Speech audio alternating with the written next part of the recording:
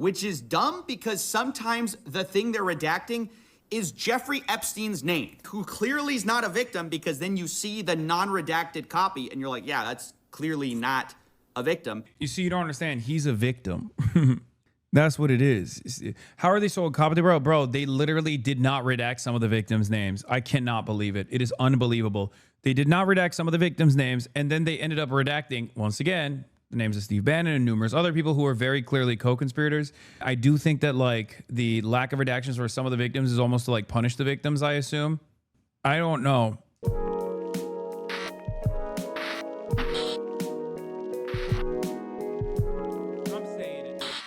It only gets worse from here. We're going back into the 3 million documents. So far, we mostly covered how billionaires lied about their relationship with Epstein and or got blackmailed in the drafts, eventually killing their marriage. We talked about Howard Lutnick, how he lied about meeting Epstein, although he still denies this. And we also talked about some horrible accusations against Trump and Bill Clinton, although we were clear that they are unverified. Now, some people have responded to the release, like Elon Musk, saying that no one fought harder for the full release of the Epstein files than I did. Ironically, he claims that he knew that the playbook of the far-left propagandists and legacy media is admit nothing, deny everything, and making counter accusations, saying he had never set foot on Epstein's creepy island or attended parties, despite the fact we saw last time that Elon was asking to be invited to the party. What day and night would be the wildest party on your island? Nevertheless, I think it's an interesting point. The playbook, as we get into this much darker side of the 3.5 million files, you're going to notice this trend is true, that everyone we're going to talk about, basically they admit nothing, they deny everything, and then they usually make counter accusations against other people in the files. Almost no one has faced any kind of consequences for this whole thing, leading me to wonder, why is it that it seems like really only in the rest of the world has anyone faced anything? I mean, you've got the former Prince Andrew losing his title. You've got the Slovakia National Security Advisor resigning over the Epstein links. But in America, I'm really hard-pressed to think of anyone who has actually faced any kind of accountability. I think Larry Summers stepped back voluntarily. But other than that, it's hard to think of anyone who's faced any kind of justice. In fact, arguably, Ghislaine Maxwell's life is better than it was previously since these Epstein files have dropped. And what's crazy about this is that we know that the government story is false. Remember, the FBI documents showed they had 10 co-conspirators they were investigating. We also got an old draft of an indictment where they had several co-defendants with Epstein. Now, of course, we know these were never ultimately charged. This was back in 2005, but just imagine all the way back in 2005, where these charges are from, we already had evidence that Epstein was not working alone, and like, of course he's not. But now we're gonna talk a little bit about how the scheme operated. Now, to be clear, we're gonna talk in a second about the laundering of Epstein's reputation, the people who protected him this whole time. But right now, I wanna talk about how Epstein got some of these girls in the first place, because the Epstein files provide an interesting look behind the curtains. Obviously, we know Ghislaine Maxwell was helping, whether it be Trump is live and has signed a bill to reopen the government. Drug dealers. I can't believe in Minnesota that they want to have. All right, we'll get back to the Epstein thing in a little bit. I just don't believe it. Maybe somebody says it's good politics. I don't think it's good politics. I think it's really bad. The other thing we can't lose sight of is you probably have in Minnesota, and it's worse in some places like California, $19 billion in fraud. And we're going to find out, you know, we're very deep into that investigation, but we're not going to forget that. A lot of people think that a lot of this nonsense that's going on is to try and, hide what's going on with respect to the fraud. They have at least $19 billion. You know, you're hearing 9. Now I'm hearing it's 19, and it's probably much more. So why is the audio so they low? Talk about incompetence. I think it's not incompetence. I think it's just pure fraud. These are dishonest people. They're bad people. I think they hate our country, and we're going to get to the bottom of it. But yeah, the audio is low because the noise gate is off on Trump's side because he's not near a microphone. So when he farts, we can all hear it, and it can become an international incident. And Epstein conspired against me. Did you know that, Mr. Senator? Did you know that? They conspired against me. Did you know that, Mr. Senator? So that takes care of Epstein as far as Trump is concerned. But you got a lot of Democrats out there that are very much involved with Epstein. But I'll be honest with you. You got to get back to running the country too. Did you millions and millions every week? You know, when Epstein was alive, nobody cared about him. When he's dead, they care about him. But it's really a Democrat problem. It's not a Republican. It's a Democrat problem. The only problem Republicans have is that we have to get back to, number one, running our country, and then number two, very importantly, letting the public know what a great job we're doing. We have the greatest economy in the history of the world. We have $18 trillion being spent. A lot of women who are survivors of Epstein's are unhappy with those redactions that came out. Some of them, entire witness interviews are totally blacked out. Do you think that they should be more transparent? They thought they released too much. You know, I heard that, and you tell me something else. No. I think it's really time for the country to get onto something else. Now that nothing came out about me, other than there was a conspiracy against me, literally, by Epstein and other people. But I think it's time now for the country to maybe get onto something else. But what would you say to people who feel like they haven't gotten justice, Mr. President? Something that people care about. Yeah, what did you say? What would you say to the survivors who feel like they haven't gotten justice? You are the worst reporter. No wonder CNN has no ratings because of people like you. You know, she's a young woman. I don't think I've ever seen you smile. I've known you for 10 years. I don't think I've ever seen a smile. Well, I'm asking you about survivors of Jeffrey Epstein. You know why you're not smiling? Because you know you're not telling the truth. And you're a very dishonest organization, and they should be ashamed of you. These are survivors of a sexual abuser. And the bill that was just passed does not include your healthcare savings account. So this is a question for you and maybe for Mr. Speaker as well. I'm so proud of the healthcare savings accounts because it's going to happen. And hopefully, instead of insurance, and I hope this happens, and I hope you guys can do it. Yes. Mr. President, today we heard that the Clintons set deposition dates to testify before the House Oversight Committee. Any reaction to that really? I think it's a shame, to be honest. I always liked him. Her, yeah. Well, yeah, she's a very capable woman. She was better in debating than some of the other people, I will tell you that. She was smart woman. I hate to see it in many ways. I hate to see it, but, you know, then I look at me. They went after me like, you know, they wanted me to go to jail for the rest of my life. Then it turned out I was innocent, very innocent. You know, I had a friend that said, a very smart friend, he's a very wealthy man, knows the life, streetwise guy. He said, you have to be the most honest person anywhere in the world because there's never been anybody who's been examined up and down. You know, I have hundreds of thousands of pages of documents, millions of pages. With all of that, they found absolutely nothing wrong. Remember, his tax returns, they fought for years and years. And then the Supreme Court, I was surprised, they ruled I had to give my tax returns. I'm the only one that had to ever do that. But I had to give my tax returns. I gave my tax returns. They hired the best accounting firms in the world. They found nothing. And this friend of mine said, you have to be the most honest person in the world. He actually said, you know, me referring to him, I'm a pretty honest guy, but I could have never withstood that. And so they tried to put me in jail. And I shouldn't feel this way, but I feel badly that they have to go through that. But then I say, but they did far worse than me. They wanted to put me in jail. Think of it. I was a very good president. We had a great first term. Rebuilt the military, biggest tax cuts ever, biggest regulation cuts ever. But, you know, I will say this. I think I can say, what do you think, Lindsay? My second term is blowing my first term away. And my first term was really good. Reagan plus. Reagan plus, yeah. Well, whatever. Thank you very much. Thank you, Press. Is he going to fart again? Thank you, Press. Thank you, Press. Let's go. Start moving. Thank you. Thank you. Thank you, Press. Thank you, Press. Thank you, Press. Go.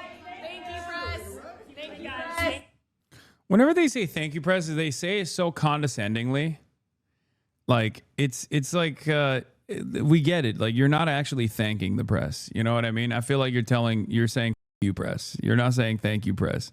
He got so mad at Caitlin Collins for asking about Epstein instead of moving on to the next topic. I know. He is an unbelievable petty tyrant and a total baby, even though he's also a monster. You know, classic case. So, Yeah, there wasn't anything super new there. Obviously, nothing we haven't heard of thus far. You know, normal stuff. He farted again. Okay, stop it, dude. What? Get farted on, idiot. I just did. I just got dookied on. For sure, the girls talk them into stuff. But now we have emails of a different side of the scheme. It says, yesterday I spoke to Daniel Syed, who Jean-Luc Brunel describes as a scout or recruiter of girls or women for Jeffrey Epstein. Attached to this incoming email from Brunel is the contact information he has for Syed. And then they blacked out his number and email. But digging into Jeffrey's emails with Daniel shows that he was constantly sending him links to girls. It shows Jeffrey Epstein paying Daniel 3,000 euros, which, to be clear, was the amount that was agreed to by Jean-Luc Brunel. Quote, Dominique, we will pay him 3,000 euros each month for scouting for a 6-month period.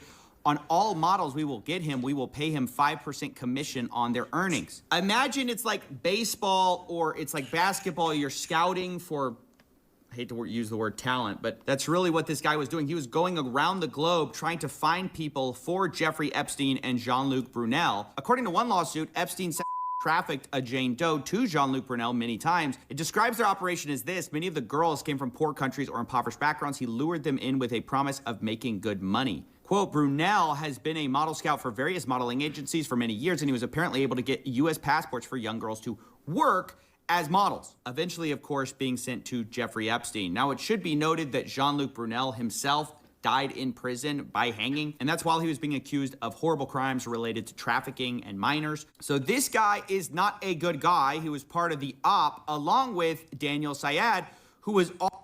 Maybe that's why Jeffrey Epstein killed himself, because he got sad.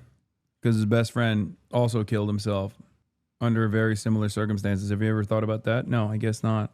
Also scouting on behalf of Epstein and Jean-Luc Brunel. They had their agreement. Here's a sample of how this would work. Jeffrey Epstein asked him to take a full body shot of someone. Daniel Syed says, now she is really skinny, I will do Polaroid. Jeffrey Epstein asks for a copy of her passport, and then asks, how many tickets do you want for Woody, meaning Woody Allen? He says 2. Okay, thank you. Full body if possible. And then Jeffrey Epstein says, doesn't look too happy. Comments on her body, and then he says she is very sweet. I'll skip a few of the sordid details here. They comment about her body extensively. And then Jeffrey Epstein says, I sent a request. Does she want to come out to Paris on Sunday? He says, I will invite to come. And this is basically how it worked. Daniel Syed flew around the world looking for women, sending photos to Jeffrey Epstein, who then would get a copy of their passports and bring them to the States. Here's an example of this. Daniel Syed brings him a girl. They didn't redact this name, but I'm going to do it. He says, very nice, easygoing, dream to work in the United States or visit the United States working as a model in Dubai. He asks age. Daniel says 22 or 23. I forgot to ask her. She looks younger. I have her number if you want to call her. She was going to send this evening. And this happens over and over. At one point, he talks about a Thai actress. Jeffrey Epstein says he can see her on Wednesday, and then he complains that she... It's pretty wild that so many people try to keep up the facade that Jeffrey Epstein was, you know, either like a sex criminal in his own might and had nothing to do with the you know, client list or the social elite that he was consistently surrounding himself with. Or even my favorite take, and I did not know this, but there's a Destiny take out there who is, you know, because he's consistently wrong. He's on the wrong side of every argument for some goddamn reason. He also apparently talked about the Epstein stuff back in the day on the Iced Coffee podcast, where he quite literally said, oh, it's whatever. It's just like a rub and tug. Like Jeffrey Epstein was like maybe getting rub and tugs for his friends, and it's not that big of a deal. Overwhelming majority are of age. Some might have been like a little bit underage, and is not the end of the world. Like something along those lines, which is insane. He wants to meet in a restaurant. I don't do that in New York. And then says she didn't even respond. Not nice. The point is, a lot of these girls were looking to come to the United States for one reason or another, for some kind of dream. They would ask for passports or visas, and then ultimately get sent here by this network of people who would later be accused of trafficking or other abuses. Now, to be clear, there have not been charges against Daniel Syed, and the government, remember, says they have no evidence to go even predicate an investigation against uncharged third parties. So it's a little bit bizarre to be reading about this scouting operation for Jeffrey Epstein, the way he recruited girls, and then be told, yeah, nothing to see here. Yeah, one of the scouts was like this, like, who himself in jail. But no, there's no one else here, even though there's definitely guys floating around. Even though we literally have redacted defendants in our old draft of an indictment. We have nothing to do. We can't possibly imagine. No co-conspirators. No co-conspirators. Come on, stop. Don't look into that. Todd Blanche said it's not a crime to party with Jeffrey Epstein, when it quite literally is. Okay, it is. Oh, this is the old Matt Iglesias. Actually, it's a Phoebophilia defense. Do you take on Epstein on iced coffee hour? I want to know about Jeffrey Epstein. What about him? What a disappointment. My God. You have all the answers, right? To Jeffrey Epstein? Here's what happened. Here's what people wanted there to be. People think that there are a bunch of politicians, billionaires that are raping kids all day long, and they love that theory. It's just such a fun, awesome theory. Hillary Clinton was involved in it. Bill Clinton was involved in it. Prince Andrew, all the billionaires, they're all okay. And then when a story like this comes out, yes, you finally, okay, QAnon, the pizza shop, everything is coming together. Okay, this is it. The child billionaire politician sex rape ring, finally. And I think what probably actually happened was you had a billionaire guy like Epstein, who was a pervert, who paid off a ton of girls, not even the majority of them, a minority of them were underage, to come over, give him massages, maybe give his friends massages, and sometimes jerk him off. But the vast majority of it was probably legal. The majority of it probably weren't minors. There were a few that were. I think 2 confirmed, only 2. And he just, like, sometimes he would, like, send girls to go and, like, rub and tug his friends or whatever, and that's it. Do you think that any of it could have been for blackmail? No. Absolutely.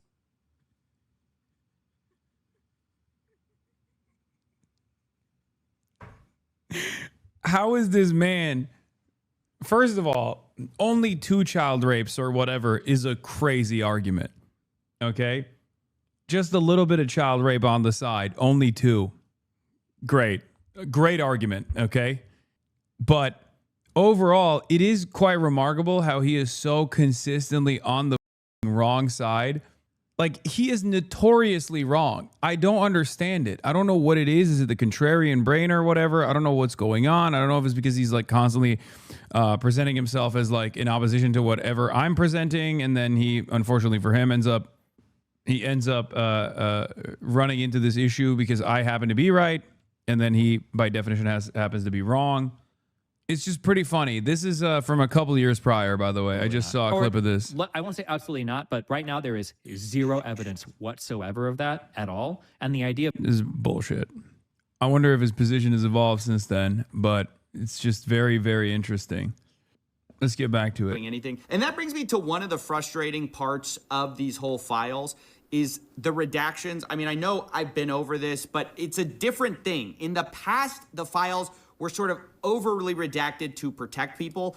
The problem this time is not only are a lot of people still being protected, like literally the names of the people they were going to charge, you couldn't argue those are victims, but the work with Ethan Klein on Piers Morgan, shut the fuck up. Are you joking? We're here to... What if went to storm a synagogue? Benny Johnson versus Ethan Klein on Don Lemon? Epstein and Ice? Wait, please don't tell me that Ethan Klein got dunked on by Benny Johnson. My heart can't stand that. That's too much. Ain't no way. I hope he was able to put together a decent argument here. Anyway, we'll maybe take a look at it later. It's done so sloppy that oftentimes you'll find that the DOJ has uploaded 2 documents that are functionally identical, and they redacted one but not the other, letting you see what's ultimately behind the mask, which is dumb because sometimes the thing they're redacting is Jeffrey Epstein's name. Or other times it's somebody who clearly is not a victim, because then you see the non-redacted copy and you're like, yeah, that's clearly not a victim. So it's a little strange what they seem to have done here. Let me give you a for instance. So we have this message from somebody whose name is blacked out, and we see participants, and then we see Jeffrey Epstein is involved, right? And it says, we need to work around your 38. We need to push back on the lies, then crush the pedo trafficking narrative, then rebuild your image as a philanthropist. Now, I want to know who's doing that. Who's trying to rebuild Jeffrey Epstein's image. Steve Bannon, even in certain instances, might have even been Noam Chomsky as well, who said something similar to that. Maybe not under those certain terms, but something along those lines. It was pretty devastating to see and read that. Alan Dershowitz is another one. I mean, there are so many. Jeffrey Epstein was surrounded by people who are fairly aware of his sex crimes and were totally on board with it and took it to lengths that you wouldn't believe. They wanted to defend it. They normalized, justified, and defended it. And yeah, just a monstrous group of individuals. Well, we go ahead, we scroll down, and we see that Jeffrey Epstein sends something. He says, in any bar where drinking age is 18, and you see the participant is once again blacked out. But underneath it, in a separate file, we see Steve Bannon, a famous political figure, is in here, and he's saying the same thing. He says, first, we need to push back on the lies, then crush the trafficking narrative, then rebuild your image as a philanthropist. Guys, why did you censor out his name? Or like, why was that censored at all? I don't understand. And I certainly don't understand why Jeffrey Epstein's name in this one is censored. So Jeffrey's not censored in this one, but Bannon is. And then you see, you don't understand. He's a victim. That's what it is. How are they so incompetent, bro? They literally did not redact some of the victims' names. I cannot believe it. It is unbelievable. They did not redact some of the victims' names, and then they ended up redacting, once again, the names of Steve Bannon and numerous other people who are very clearly co-conspirators. It's just half of it must be by design. I do think that like the lack of redactions for some of the victims is almost to like punish the victims, I assume. I don't know. It don't make no sense. It's not censored in this one, and Epstein is. And sometimes this creates the bizarre impression that they are censoring for victim names or for some like kind of victim status or for some reason. And then you see the other file and you're like, wait, why did you do this? It's just very poorly done throughout. That's just something I wanted to comment on, is not only did they once again not fully redact things because they were sloppy, but also like victims' names got stuck in this. Like girls' names appear sometimes, and like I'm not sure, are they supposed to be redacted? Because they're redacted over here, they're not over here. I can kind of figure out who it is. It's just kind of a mess. I needed to point that out. You know, other times we have things like this, like Brock Pierce, a co-founder of Tether, also known as the biggest stable coin in the world. He sent a message to Jeffrey Epstein with the subject line Anastasia, and then it's just a bunch of redacted stuff with a few untitled JPEGs in here.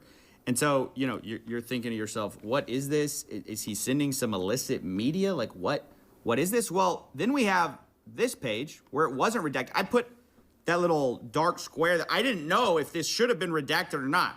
But it's like a bunch of JPEGs. Now, does that contain victims? Is Brock Pierce sending photos of victims? I don't know because of the way the government did this. But underneath, it says, the Ukraine is now my favorite country, smiley face, Brock Pierce, with the subject line Anastasia. I don't know what to make of that. I'm just saying the redactions, like the way they did this is not good. But now let's... We've brought this up already, but it is truly remarkable that like, at least in European countries, the people that are involved with Jeffrey Epstein in any capacity are actually unironically getting punished right now. Maybe not the super wealthy, but at least like the politicians are. And you know for a fact that not a single American politician can be touched. Not a single. Turn to Steve Bannon and his we're gonna crush the trafficking narrative, because this guy, oh boy, has been revealed in the files to being like Jeffrey's right-hand PR man. I mean, this guy was filming basically a documentary about Jeffrey Epstein in order to rehabilitate his image. And some of it has actually leaked to the public. It's been interesting to watch how that's been received. But the funny thing is that originally Jeffrey Epstein's plan was to just do a YouTube video, like an apology, like a old school 2016, turn on the camera for authenticity. And respect. Yeah, that'll do it. Totally. That'll do it. Bust out the ukulele, baby. It. You know, he says, do you think... Let's be real, dude. If Jeffrey Epstein didn't die when he did, and if he just held out for a little bit longer, he could have become a legend in the right. I mean, post-mortem, there is this legendary status that he is arriving at for some weird reason amongst the pedophilic neo-Nazi right now. But if he was alive right now and he was like, I hate woke, I hate the wokes, I'm Mr. Anti-woke, he 100% would have his image rehabilitated, and people would talk about how based he is.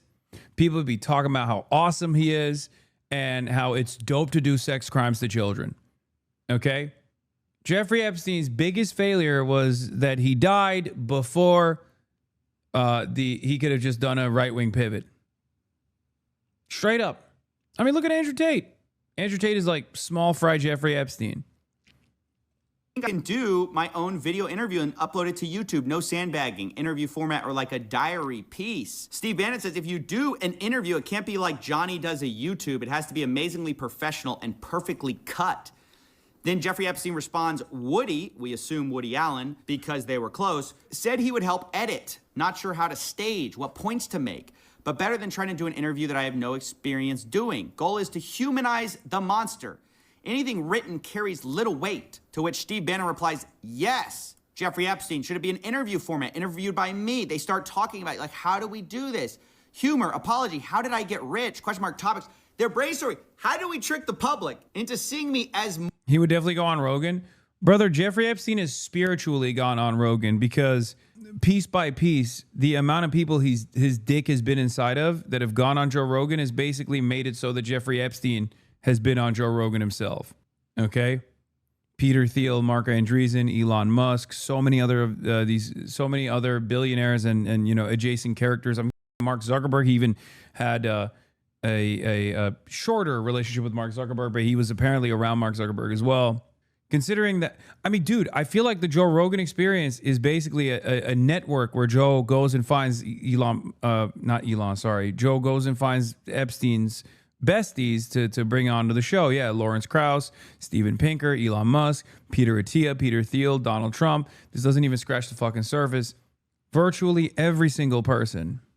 More than a monster. Now, funny enough, right before this, Jeffrey Epstein asks about a dinner with Woody, and then he says, or too many pedos in one place. And you gotta love the self-awareness there. Now, I don't know what he meant by that. To be clear, I'm not making that accusation against Woody Allen. We'll talk about him in a second. That's Jeffrey Epstein saying that. I think what's interesting to point out, though, is how all these rich and powerful people are circling the wagons to try to protect Jeffrey Epstein's reputation, right? This is a guy who at this point has been known for years to have pled guilty to these 2008 charges. This was an open secret. And so Steve Bannon goes along though anyways, and he films this documentary. Now what's interesting is he starts talking about the documentary and he starts saying, I'm watching our second hour now. Guys were blown away. I didn't think it was as strong at the time, but I was wrong. Need huge part about threat of AI versus reality, threat of climate change. And this is where the notes start going back and forth of how can we get you to think of other things? So part of the conceit of this big interview of Jeffrey Epstein was to try to humanize him and actually present him as this genius, everyman, quirky guy with the... Yeah, this was the express purpose of Steve Bannon's quote-unquote deposition, which he changed after the fact, post-mortem. It was to gear him up and do PR for Jeffrey Epstein when they knew that the international sex trafficker stuff was coming back to light. Few flaws, right? They knew they couldn't run away from the crimes. To quote, in Bannon's words, yes, yes, yes, of course, but we must counter rapists who traffics in female children to be raped by world's most powerful, richest men. That can't be redeemed. Can't redeem the unredeemable. You are a lot of things which we will show, but you are not that. Bannon is aware that they can't fully embrace the Epstein thing. They have to kind of make it about more than that.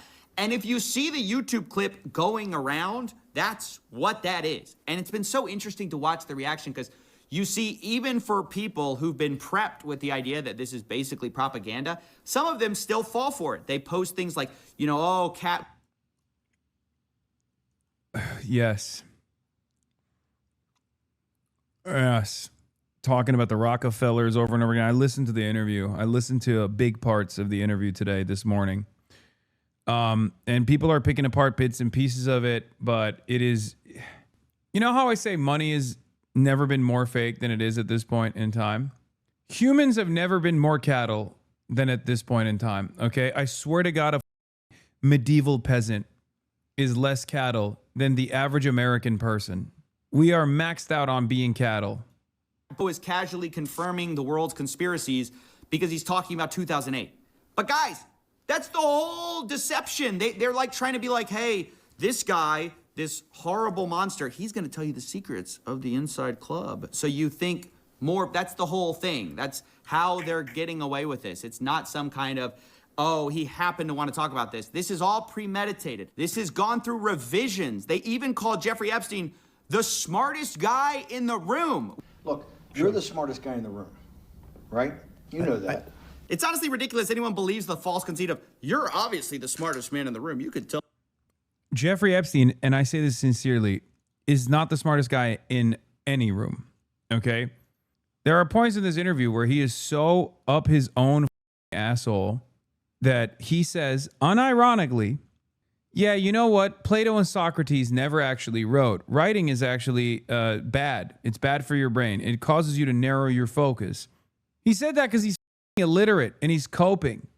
In some of the rooms he was in, the other pedophile elite, maybe? No. He's an exceptionally dumb person.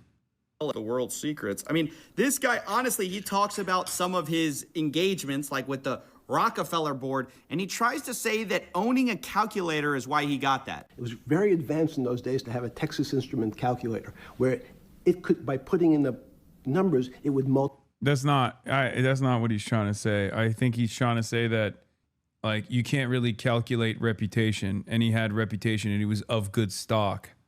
Multiply for you to do square roots.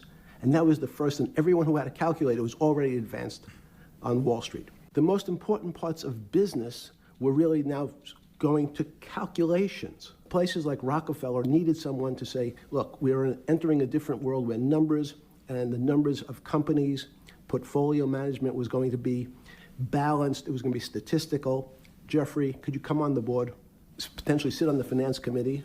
So we're honestly supposed to believe that Jeffrey Epstein got onto this prestigious Rockefeller board because he had a calculator, but also that he's the smartest guy in the room, the smartest. Okay, maybe I'm pretty sure he then moves on from the calculator to talk about his reputation and why beyond the calculations that he was able to do because he knew how to use a Texas Instrument at the time when apparently no one knew. He talks about his reputation and he talks about how he comes from good stock. And that's the reason why they hired him on the board. It's bullshit. All of it is bullshit. Man on Wall Street. And let's not talk about those horrific crimes he committed because, you know, he's not really such a bad guy after all. But it wasn't just Steve Bannon that was trying to humanize or giving advice on how to humanize Epstein. It was also Richard Branson, the famous billionaire. He was caught emailing Jeffrey Epstein saying, "Dear Jeffrey, it was really nice seeing you yesterday. The boys in water sports can't stop speaking about it. Anytime you are in the area, would love to see you as long as you bring your harem." I don't know. That's not that ambiguous, guys. I think we can imagine what that means. But anyway. God damn. I mean, that's expected, but it's so funny that it's like, God damn, dude. He says, one, I think if Bill Gates was willing to say that you've been a brilliant advisor to him, that you slipped up many years ago by sleeping with a 17-and-a-half-year-old and were punished for it, that you've more than learned your lesson and have done nothing that's against the law since. And yes, as a single man, you have a penchant for women, but there's nothing wrong with that. Anyway, something along those lines. He's giving him PR advice.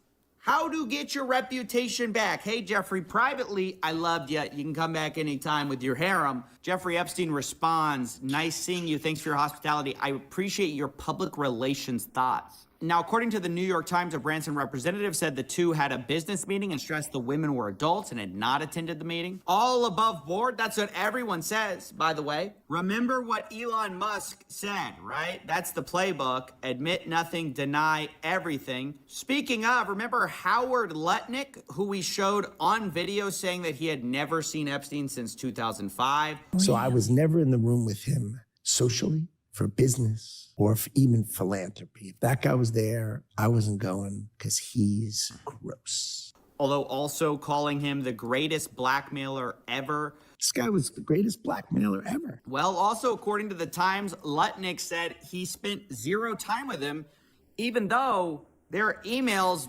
basically to the contrary, where Epstein is saying, nice seeing you after the conviction. I mean, these people, not only are they lying, they won't even admit when they've been caught lying.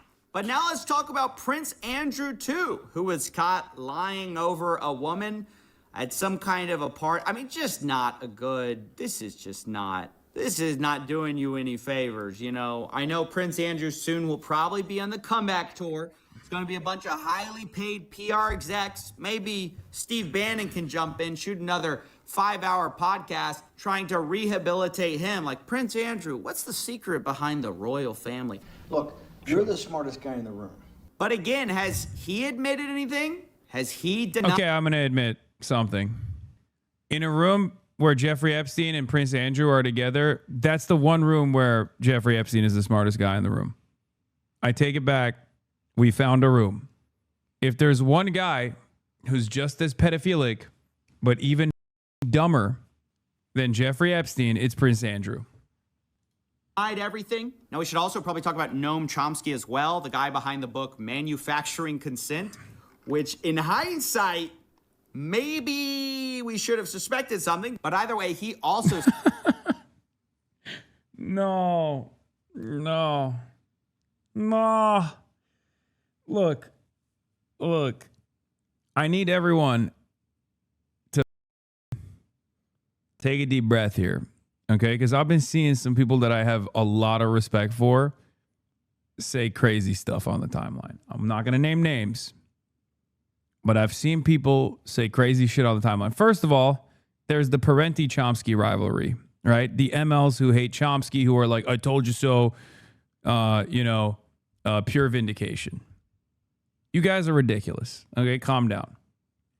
Then there's also the other side of the story where people are kind of defending old Noam. Okay? Saying like, I forgive him. Things like that. Which is even wilder because no, this is like unforgivable. Having said that,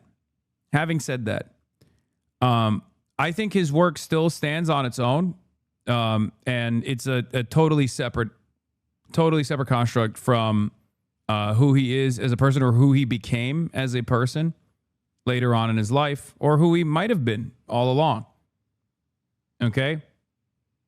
And I say this as someone who obviously has criticism of Noam Chomsky, but someone who also has a lot of respect for his work as well.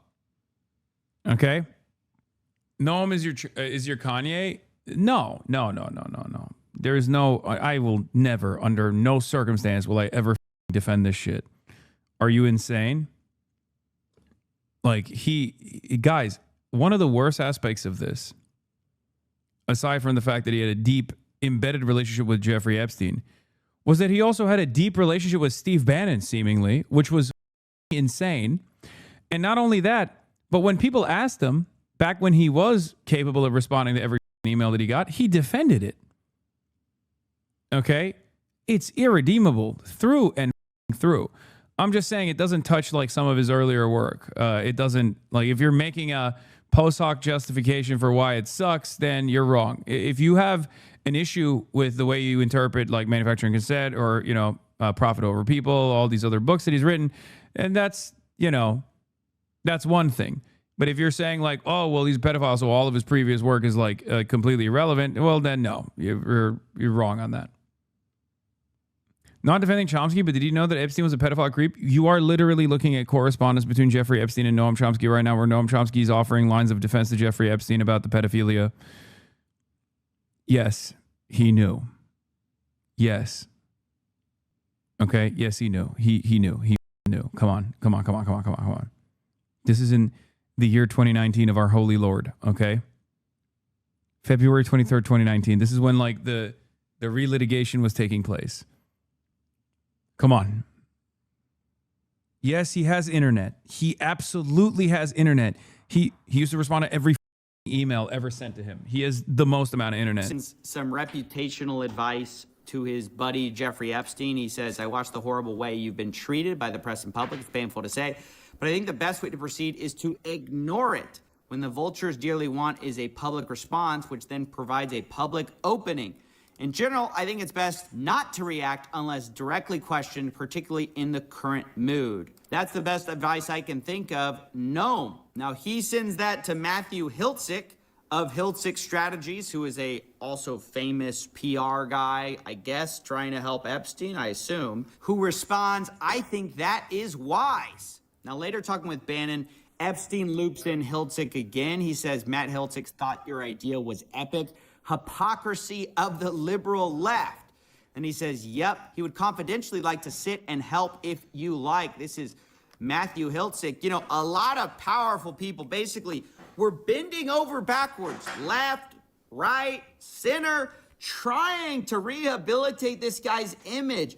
And the question is, why? Why were all these guys so interested in their precious Jeffrey Epstein if they had no involvement? I mean, that's the part I can't figure out it, because all of them deny it. All of them don't admit anything. And so what exactly is the problem? But now it's time to talk about Elon Musk's brother, Kimball Musk. He was also in the files. Jeffrey was copied on an email talking about Kimball's 40th birthday, where the password to the secret party was riot. And then in all caps, Boris, the sender of this email, says, I am not joking about the password. This was in 2012 in September. And now that's important because a little bit later, Kimball Musk is emailing Boris Nikolic and Jeffrey Epstein, and he's talking to them about being connected with some redacted name and saying, I believe you both played a role, whatever that means. Now, whether this was at the party or, you know, right after their meeting in October, I don't know. But what's interesting is Boris responds and says, Kimball, just FYI, you better be nice to redacted. Jeffrey goes crazy when someone mistreats his girls/friends, so better be very nice to her. Kimball Musk responds, message received, wide and clear. Then he says, seriously, I'm very happy with my time so far with Jennifer. She's great. Now, again, was that supposed to be a redacted name we just read? Like, I don't know. They've been redacting it in earlier emails. Then all of a sudden you just get Jennifer. I can't really figure that out.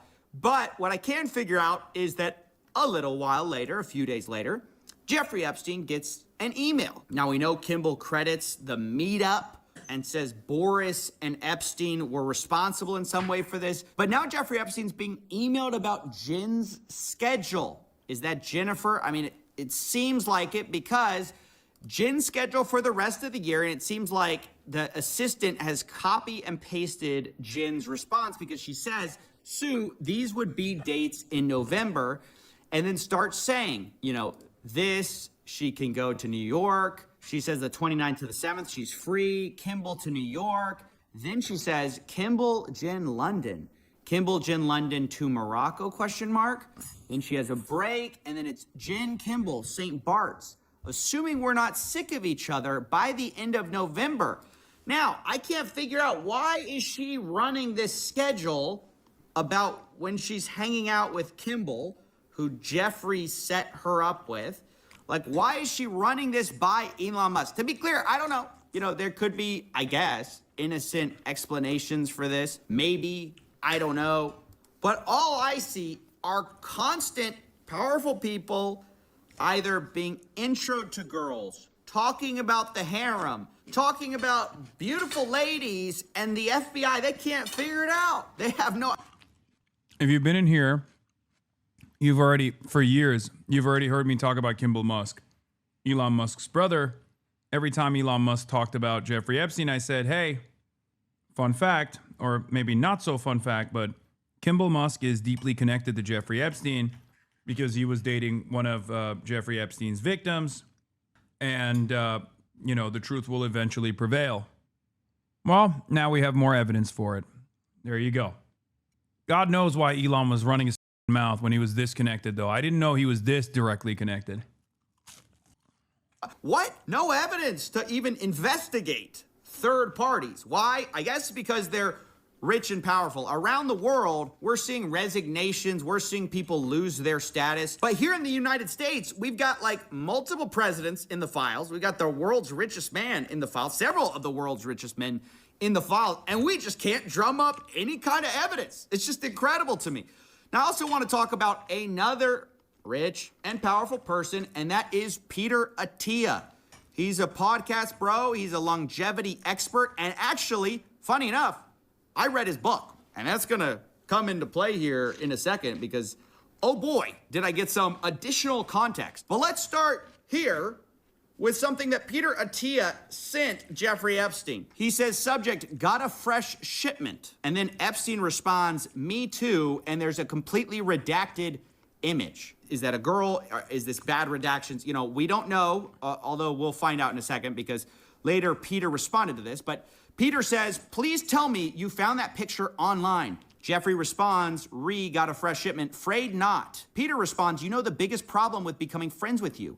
The life you lead is so outrageous, yet I can't tell a soul. Why, Peter? Why can't you tell a soul? Why don't you tell us now? Now that it's all out in the open, why don't you tell us why you can't tell a soul the secrets or the life that Epstein leads? And then we get another redacted photo, right? And then some more images. And Peter says, please tell me that's not where you actually are. And Jeffrey says, you can see the gym in the middle, just me and 4. And Peter says, I think you might have a more interesting life than the Dos Equis guy. Is this off the coast of France? No, it's my... The Dos Equis guy. To add insult to injury, these guys are also ginormous goobers, bro. Like, I know that's not the main point here, but they're unimaginable goobers. They're whole ass losers, man. Gooberville, Arkansas. Island in the Caribbean near St. Thomas. If you go to the Google Earth and type in Little St. James. Beautiful. Isn't that nice? Behind closed doors, it's beautiful. In public, you know, we'll hear about what a monster this guy is, right? But behind closed doors, when nobody's watching, oh, it's beautiful. There's some other stuff Peter Attia said, which I'm not going to get into. I don't think it's very, appropriate for medical professionals to be saying such things. But he talks about eating pussy and how many calories it is, right? This wasn't all business, right? This wasn't just doctor-patient kind of stuff. There's a lot of guy talk, a lot of banter between the fellas about ladies. And maybe that's why Peter Attia says that hopefully Jeffrey Epstein is in town when I'm back in 2 weeks. I go into Jeffrey Epstein withdrawal when I don't see him. So guys, these two were close. I mean, apparently so close that, Peter Attia goes into withdrawal when he doesn't see him. Peter Attia says, are you on island? Jeffrey Epstein says, P Beach, probably Palm Beach. And he says, what do you do when you get there? Jeffrey Epstein, guess. Peter Attia, besides that, I mean, they're not even trying to hide it, guys. This is barely code at this point. It's never what do code. you do? Guess. Well, besides that, Jeffrey, we know what you do, right? So it's so funny that the FBI's like, we don't know. We can't tell what's out there. We have no evidence, right? No evidence that could predicate an investigation against uncharged third parties and then proceed to dump on us a ton of evidence. At least to investigate, right? I'm not saying these people are guilty. Obviously, all of them deny, don't admit, blame other people, say other people are responsible for everything. So that is taken as a given.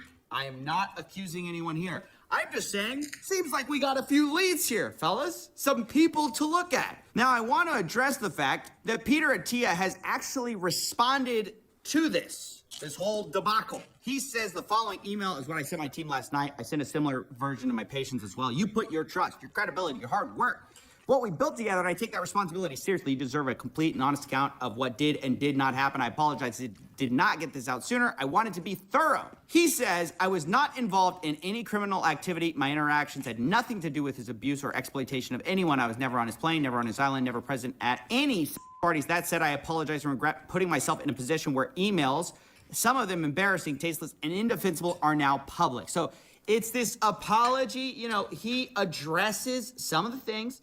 And he says that some of it's just banter, right? Like I said, it's just guy talk, whatever that means. He claims that his got a fresh shipment was in reference to a photograph of bottles of metformin, and then Jeffrey responded with a photograph of an adult woman. I responded with crude, tasteless banter. He says one line in that exchange about his life being outrageous and me not being able to tell anyone is being interpreted as awareness of wrongdoing. That's not how I meant it at all. What I was referring to poorly and flippantly was the discretion commanded by those socials and professional circles. The idea you don't talk about who you meet. I don't know, Peter. This seems like revisionist history. A little bit, I mean, personally, to me, as I'm viewing this, you know, third hand, right?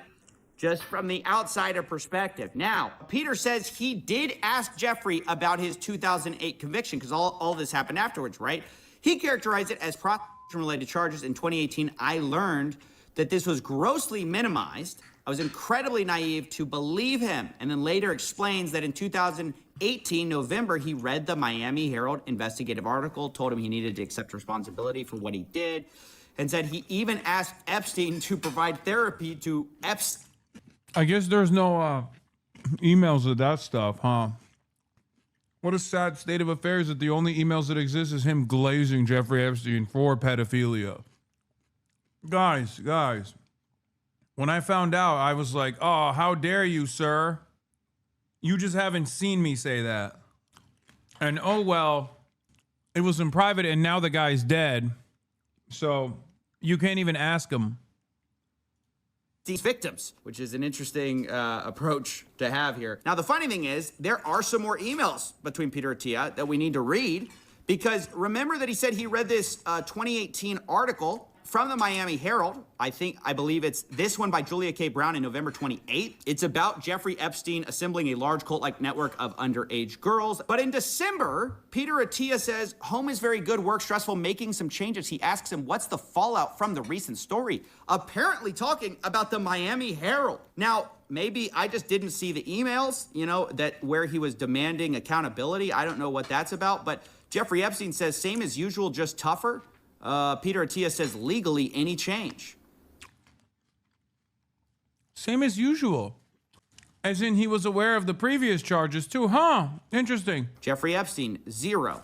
So, you know, I mean, I don't know. Maybe this whole, you gotta provide therapy to, you know, these victims happened. I haven't seen it yet. I definitely could see it. But it's just kind of shocking. I just kind of don't buy it. Like the whole, is there any change legally? That more sounds like you're covering yourself. I mean, just to be honest. But maybe I could look past all of that if not for the thing we're about to see, which just in my mind is maybe the worst thing I've seen in the files. Not for its, you know, explicitness, the amount of simping that people did for Jeffrey Epstein. Now they all say, oh, it was a personal mistake, blah, blah, blah. I regret it. I didn't look into it enough. But the level is just, you've never seen anything like it. So remember I said I read a book by Peter Attia. It was called Outlive, and he's supposed to be this doctor who knows a lot about longevity. So he writes it, and I picked it up because at the rate we're getting rid of these crimes, I need to live forever in order to try to stop some of these scams. But as I pick up this book, and one of the things in the book is Peter Attia kind of reflecting internally about how he's kind of been a bit, and I'm paraphrasing here, but a bit of a psycho in his life, and he needed to focus on family stuff. And so he kind of, it's almost a confessional of some embarrassing things in his life. And honestly, it comes off as very vulnerable, very self-reflective. You know, he's this doctor telling other people what to do, but he's not a very good patient. That's kind of how it comes off. And one of the stories is awful. I won't go too much into it, but basically his son has this horrible medical emergency. It's described in this book like this. A few months ago, Tuesday, July 11th, 2017, that date is important. At 5:45 to be exact, I received a call from Jill, my wife. She was in an ambulance with our infant son. Now, again, I'm not gonna get into the details here because, it's tragic and I'm not trying to bring that into it. What is relevant is that Peter Attia talks about how he stayed in New York and didn't show up because he was, quote, busy with his important work. Even today, just thinking about what happened, I feel nauseous about my behavior. I can't believe I did that to Oh my God, family. was he on the island? Oh my God, does the timeline match him visiting the island? Oh my God, I didn't know this part. Oh. Now, at the time I read that and I was like, well, you know, it's at least as good that you self-reflected on that. It's horrible, but, you know, yeah, you were a bit of a psycho. But what's crazy, I mean, now we find out some of the important work, I mean, it's a little unclear, but some of the important work may have been Jeffrey Epstein, which is just, oh, it's so dark to imagine. Remember, he says July 11th, 2017 is when this all happened. And then he says he did not come home to San Diego until Friday the following week, 10 days later. So July 11th, 2017, 2 days after this happens, he's talking to Jeffrey Epstein.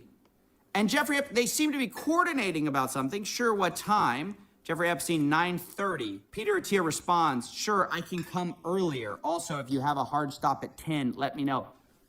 You're hanging out with Jeffrey Epstein?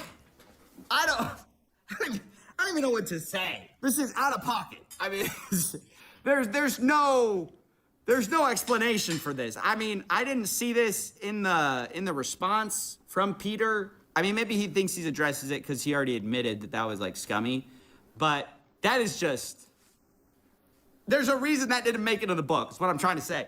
I didn't see that in the book when I read it. You know, I was actually, you know, one of the things I needed to do, my important work was seeing or talking to Jeffrey Epstein. I mean, isn't that weird? Like, that's the simping that I'm talking about, is these people love this guy.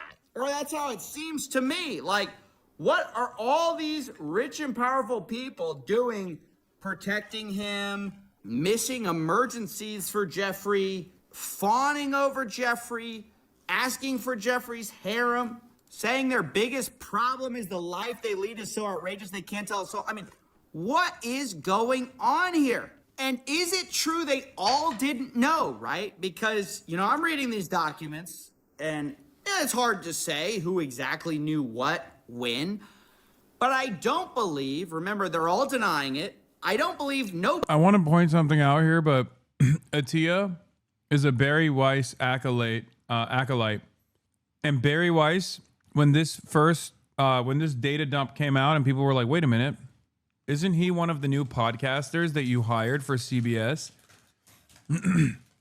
Barry Weiss was defending keeping him on and straight up said, oh, it's just cancel culture nonsense to not go along with the hiring process for this wonderful individual that must remain at CBS News. I love Barry Weiss so much because she makes my job so easy. She's just consistently wrong. She's bad at her job. You couldn't wish for a better pro-Israel advocate. I don't want Israel to have competent propagandists. I want Israel to have Barry Weiss. Knew, right? Clearly, some people knew what was going on, and there's all this kind of coded language in the files where they talk about this stuff almost in like a nudge kind of way. I mean, here's some Woody Allen stuff. He was in the files. He says his business office, if you can make out the check to me, it looks very Woody bad. Allen? No, not Woody. Wow, that's surprising. Because then it looks like a gift to me. He says that to Epstein. He says, I don't want to be one of your women, or should I say, girls. And what's that? Oh, how do we, come on, guys. Woody says, I would be much more. Bro, there's literally an email between Jeffrey Epstein and Woody Allen where they're both like, yeah, we're pedophiles. Isn't that crazy? like they jokingly go, oh yeah, can't wait to go to the pedophilia conference in France. And then the other one's like, yeah, because we're pedophiles who love having sex with children, pretty much. I'm paraphrasing. Isn't that insane? And then you still got being like, oh, dude, what kind of code words are they using? Are they using pizza? No, man, the code word is pedophilia and raping children. There's no code word. They just say it out loud. More expensive than your girls, you wouldn't be able to afford me. Jeffrey responds, yes, the price to pay would be too high. Woody says, this will be a beautiful friendship. And then Jeffrey says, as long as I follow orders, smiley face. Woody Allen sends a message saying Woody says the exact same thing, but in a dirtier way. Jeffrey responds, what did he say? Woody Allen, are you kidding? I can't put it in writing. I mean, no evidence, no evidence. How? Come on, I think I see a little bit of evidence. I'm squinting, but I think I can see a little bit of evidence. I mean, guys, like Jeffrey Epstein right here, where he's talking to a guy, he says, Paris with Woody, and the person responds, for le pedophile convention. And Jeffrey says, I think pedophile is the plural. I mean, no evidence. I mean, is that no evidence?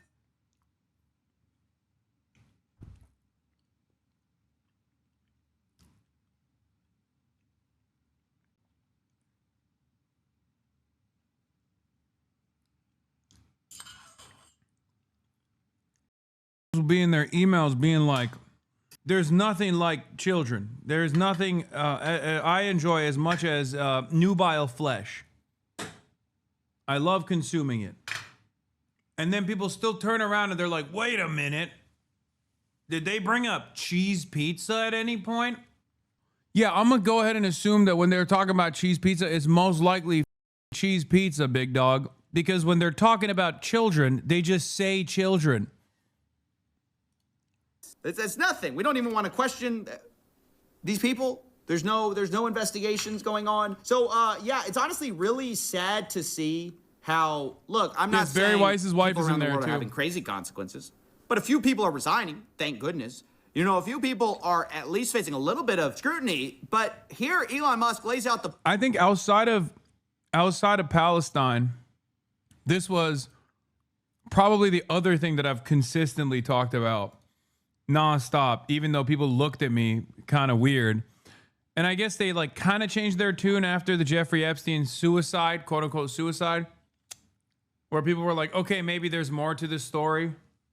But yeah, this and like the anti-Zionism have been two of my major points of advocacy throughout the years. And it's been an incredible moment of vindication, even though, you know, it's the events are horrifying. Book, apparently for our guys, you know, we had OG Hasanabi has no. I once did an 8-hour Jeffrey Epstein analysis, and it was so long that YouTube completely blacklisted my channel, and I had to delete it. I uploaded 8 whole hours of going through the Epstein stuff that we knew of back in like 2018, 2019. And YouTube straight up, yeah, the Ep stream, YouTube straight up took it down with Matt Chrisman, with Brace Belden of TrueAnon. Yeah.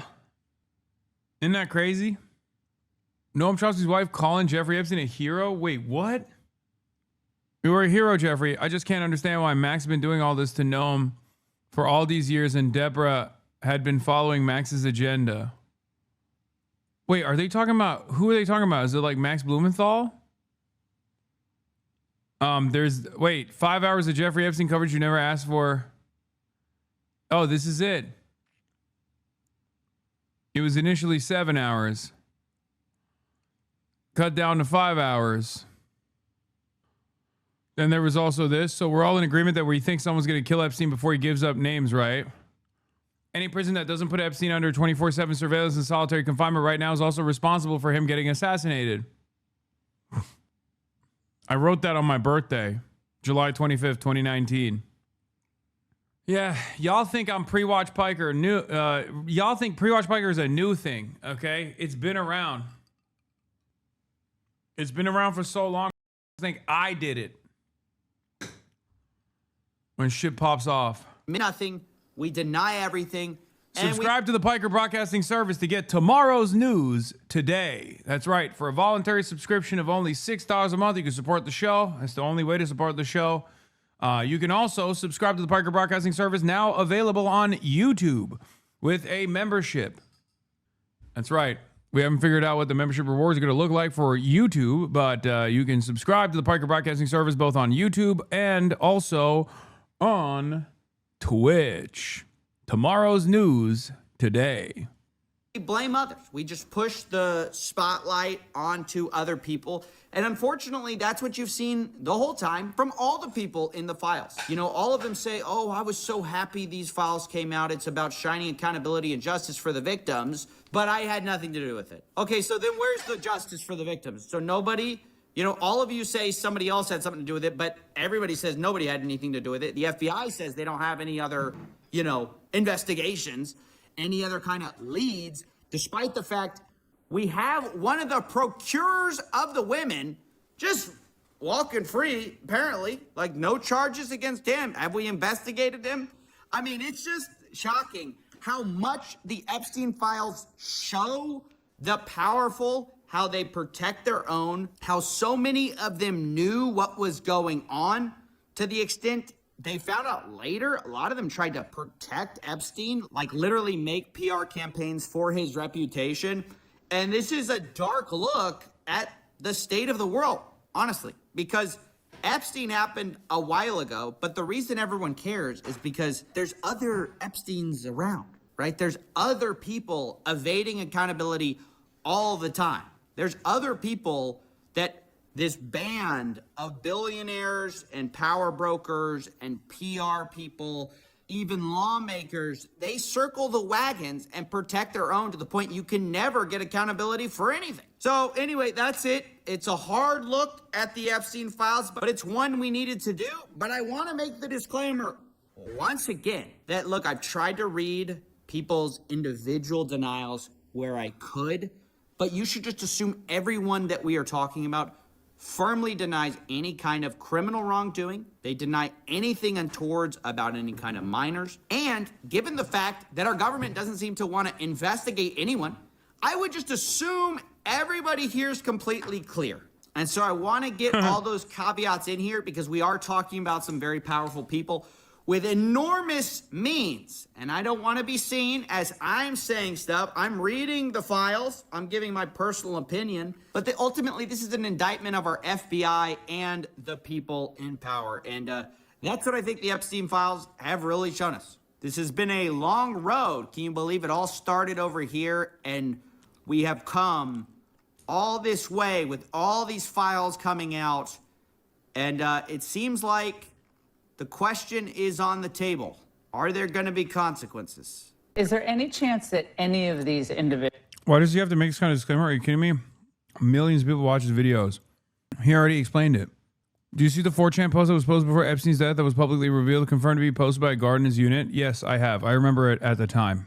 I remember all the conspiracies at the time. I think this is a crazy one. Individuals who partied with Epstein and engaged in relations with minors will be prosecuted. Well, Any look, chance? I'll never say no, and we will always investigate any evidence of misconduct. But as you know, it is not a crime to party with Mr. Epstein, and so as horrible as it's not a crime to email with Mr. Epstein. And some of these men may have done horrible things, and if we have evidence that allows us to prosecute them, you better believe we will. But it's also the kind of thing that the American people need to understand, that it isn't a crime to party with Mr. Epstein. It isn't a crime to have Didn't look like that's all that was going on some of those photos. I mean, if the photos could speak, some of them look pretty bad. That's right. And unfortunately, photos can't speak. Guys, nothing to see here. Deputy Attorney General, former defense attorney for Donald Trump, Todd Blanche, said, nothing to see here. It's not a crime to party. All right? Hasan Reactions, one of the best ones in the React channel.